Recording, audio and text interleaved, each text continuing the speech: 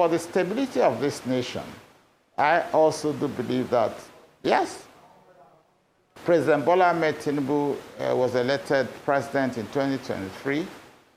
And for the stability of Nigeria, it is best for us to have him complete his 8-year tenure.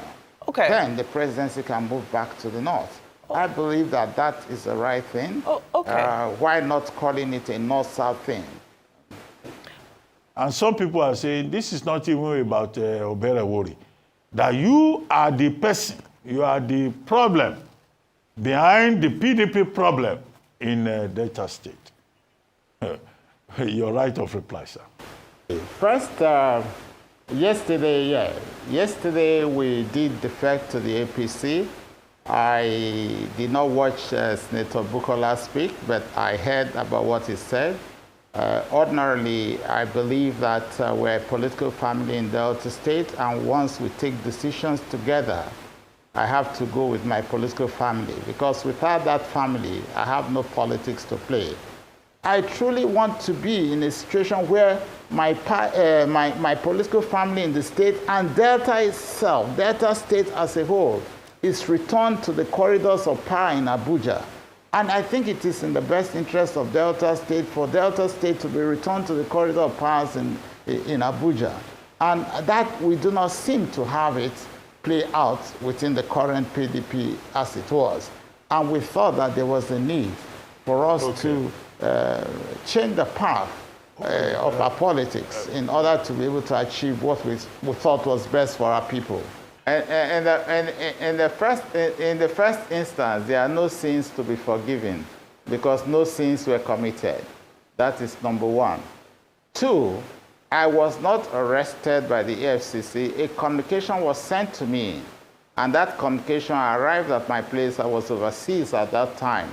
And when I returned, I reported to the EFCC to answer to their queries. And as I said at that time, I communicated to the public at that time, I am not afraid of being investigated because I worked for Delta State, and the people, the large majority of the people, they understand that I did work for them. And because of the work that I did, I have nothing to fear. But beyond that, the issue about the presidential election was such that as of 2023, it was a question of North-South politics. You are very much aware of it, that it was a question of North-South politics. The people of the South were largely interested in a Southerner coming in as president after Buhari's tenure. Yes, I ran under my party as vice presidential candidate because I belonged to that political family, and at that time, it was the best choice. But I did realize, even when we were campaigning, that our people were not interested in having another Northerner coming into power at that 2023. And that became a major factor for me. But a decision had been taken at the federal level, at a party level, and I had already been nominated vice presidential candidate. So what did happen was a question of, oh, I did not seem to follow the path and the thoughts of the people. And I have advised myself that it's important that I need to go with the people. Not because I want to believe in a North-South politics, but generally, when you're a politician, you're playing politics, the views of your people matter. And from the views of our people, which was expressed in the presidential election in 2023, that's why I've also told you that I believe that in 2027, our people are still going to go for a Southern candidate because they believe that it is still the turn of the South. So let me start by asking you these questions. And the first one will be this. Do you agree with Okowa here that for Nigeria's stability, for Nigeria to be stable, and for Nigeria to have peace, that Bola Tinubu will and must do 8 years? Because Buhari did 8 years. So power must stay in the South for 8 years. Do you agree with him? Even when the government is bad. Now, if he had said that the turn of the South to stay in the South for 8 years, that might be a bit more lenient. But for a government that is so weak, for a government that is clueless, a government that is inefficient, a government that has brought another level of multidimensional poverty on Nigerians. It says we have to give him another 4 years, beyond 2027, for Nigeria to be stable. Do you agree with that idea? He also said that without his political family, he has no politics to play. Does this not sound something to what, like something that Wike said? That he needs his political structure. That without his political structure, he has no political relevance. And this is the reason why Wike has brought, or rather, Wike brought in this crisis into Rivers State. Does that not sound similar? Because they need the state structure of corruption that they put in place and perpetuating to remain relevant, politically speaking. And it says there's no sin to be forgiven in terms of EFCC's corruption letter or invitation they sent to him. Do you agree with that? Or is it one of those things where the current ruling party is now, like they've been alleging, that is now being used in the EFCC as a subtle coercion force to force former governors to induce their current governors to join the APC so that they can further the presidential ambition of Bola Tinubu for 2027. What is your thought about it? And one final question I want to ask you as well before we delve deeper into the matter in question. He talked about how concerned he felt about the Atiku presidency, of which he was the vice president. You buy into all the things he was saying, because I don't see any credibility in what he was saying. Otherwise, you would assume that he plays a politics of convenience. He was vice presidential candidate. He was happy with it. There was not a time where he spoke out loudly, like maybe possibly like Wike, to say, no, Atiku cannot be the candidate for the People's Democratic Party, considering the fact that based on their own agreement, power must return to the South. But here, I don't see any integrity. But here he's saying that he felt like the people told him, and now he's regretted it, and now he's returned back, and now he's following, he's now advised himself. Do you agree with that notion? Or he's just trying to play subtle to say, oh, yeah, this is the reason why I moved. It's not about me, it's about the state, it's about the people now. Do you agree with that? So those are the questions I've asked you. But before we break down some of the things he said, please watch this to the end. And if you're meeting this content for the first time, like, share, and subscribe. And if you've been following us and you've not yet subscribed, please do so. We have intelligent conversations on this channel. Now, I asked this question earlier. For the stability of Nigeria, Okowa says that Bola Tinubu must be allowed to do 8 years. A government, or Bola Tinubu's government that is inefficient, a Bola Tinubu's government like it was described by Dati Baba Ahmed's brother Akim, is insular and isolated, close-minded, a president that is not accessible by Nigerian people, a president that was away for 19 days even when his people were killed, and when he came back never visited the people where this carnage was committed, and never said anything. This same government is what it says we should allow, a government whose policies have failed, whose economic policies actually have thrown more Nigerians into multidimensional poverty. The same government where people cannot afford basic things that they used to afford before. The price of food and commodities have all gone up. Insecurity has ravaged all of our country. And this guy says that we should give him another 4 years for Nigeria to be stable. The question is, can Nigeria afford another 2 years, not to talk about 4 years, of Bola Tinubu's presidency? Can we afford you see the menace that is coming from this government? This government is ill-timed to have a government like this anyway, to be frank. But a government that has no direction, is it the best time to now tell Nigerians we need to give him 4 more years after 2027? If not, there won't be stability in Nigeria. That's Okowa's assertion. Do you agree with that?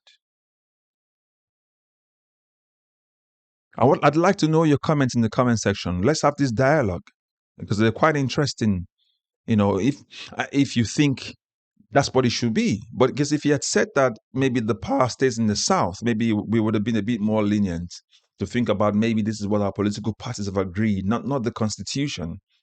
But it said Bola Tinubu specifically must do 8 years for a government where the people are mourning. In Kenneth Okonkwo's words, Nigeria is now flowing with blood and tears.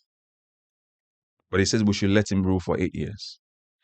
The other thing he said that was quite resounding and sounds similar to what Wike has said before is that without his political family, he has no politics to play. It sounds similar to what Wike once said that he needs his structure back because without his structure, he has no political value. It's synonymous, isn't it? Just phrased differently. It is very synonymous.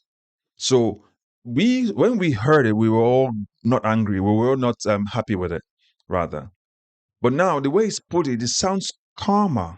And most Nigerians sort of missed it. That's why I'm bringing that out. Without my structure, I have no politics to play, Okowa. That's what you should be thinking about it.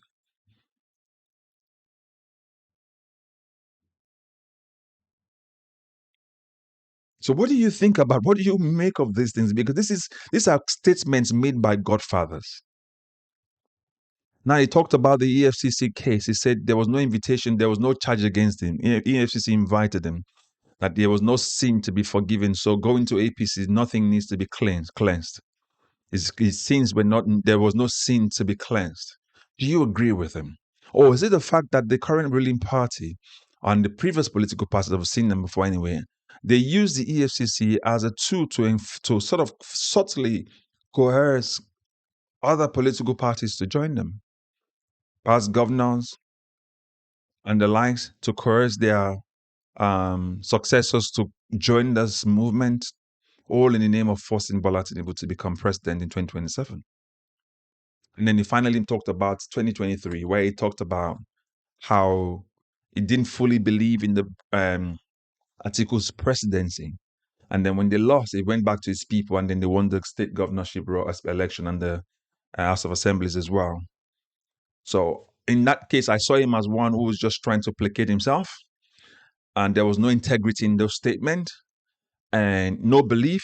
So it tells me clearly that our politicians have no ideology, and the only thing they understand is the ideology of power.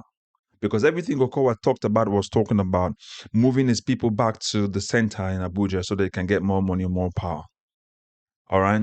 And that technically means himself and the people who are upper in the Delta, who are at the top of the Delta political echelon from PDP who were migrating. That's what I think he was talking about, not the people of Delta State, because that's no value, no relevance. He's done his time, he's gone, it has no relevance anymore. But all of these are the questions that you would need to ask ourselves and debate over in the comment section. But that said, this is one of the reasons why from this channel, I have been emphasizing as well the need for us to investigate, scrutinize the policies of our politicians. When they come to meet us for position for us to vote them in, we need to be importantly, participating in the process. You cannot let them whitewash you with the fine words of saying your vote will not count. Don't let them make you that gullible. Because if your vote wouldn't count, they won't be telling you that. They don't want you to vote. That's why they're telling you that, so that you don't vote. And you need to know that. And that's why you need to make sure you scrutinize their policies. Policies bring bad results. Look at this current Bola Tinubu's administration. The policies of this administration are woeful. That's why Nigeria is where Nigeria is today. His economic policies are bad. His administrative policies are bad. His security policies are bad. They're seeing security all over the nation. Look at the amount of money that is stolen every day. Look at the monies they're borrowing and doing projects that no one can see. The ones that they're able to do or they're executing right now, say, for example, the Lagos-Calabar Expressway, was given without due process followed. So that's why I'm telling you, you need to make sure that you're part of the electoral processes. Because if you let them slide, you will suffer the consequences. Elections have consequences. There is repercussions for elections. And when you have the wrong person at the ends of affair, whether it's the local government, state, federal, whatever level, if you don't get the right people in, you will suffer the consequences. This 2027 election, don't play with it. Take it seriously. Take it seriously. We all can travel to our villages. Why? Bad roads. Why? Terrorism, banditry, kidnapping. And the government in power cannot even do anything about it. And even when they know who's committing the offenses, they keep quiet. And when the president comes back from his own retreat, he never even said a word to the people. Neither did he even go there to visit them. And that's the same person he wants you to vote for another, or let be in power for another 4 years beyond 2027. So I'm asking you, see yourself important enough to make sure that your vote counts. Because that's where you have the power to be able to criticize the government that you have in place. Again, let's have this conversation in the comment section. All right. And if you're meeting this content for the first time, like, share, and subscribe. And if you've been following us and you've not subscribed, please do so. Again, we normally have very intelligent conversation on this channel, so be part of it. As always, I'll catch you up in the next video. God bless you. Bye-bye for now.